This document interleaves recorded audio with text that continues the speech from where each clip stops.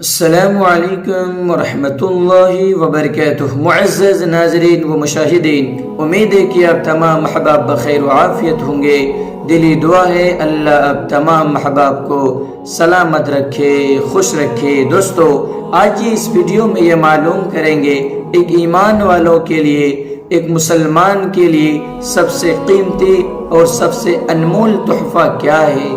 دوستو، یہ بات یاد رکھے، ایک مسلمان کے لیے، ایک ایمان والوں کے لیے سب سے قیمتی چیز، سب سے قیمتی تحفہ رضا ہے، یعنی یہ کہ اللہ راضی ہو جائے۔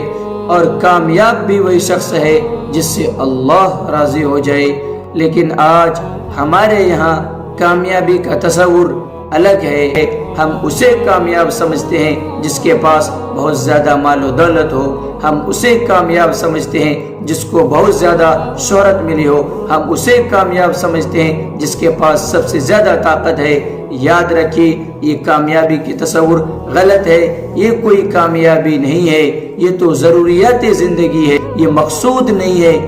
اور ضروریات کے پورا کرنا ضروری ہے۔ ایسا نہ ہو کہ ضروریات زندگی کے چکر میں پڑ کر کے ہم اصل منزل ہی کو بھول جائیں۔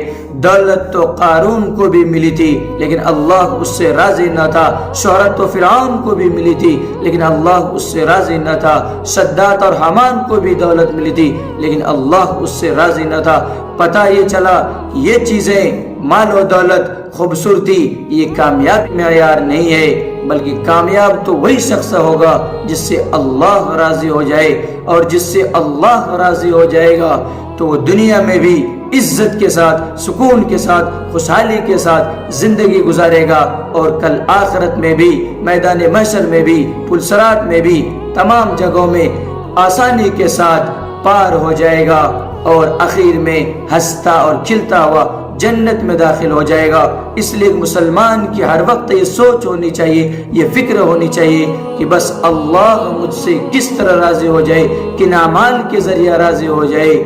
یہی اصل ہے۔ کسی کے پاس سب کچھ ہو جائے لیکن اللہ اگر ناراض ہے تو وہ شخص کامیاب نہیں ہے۔ اس لیے رب کو راضی کیجیے، مخلوق خود بخود راضی ہو جائیں گے۔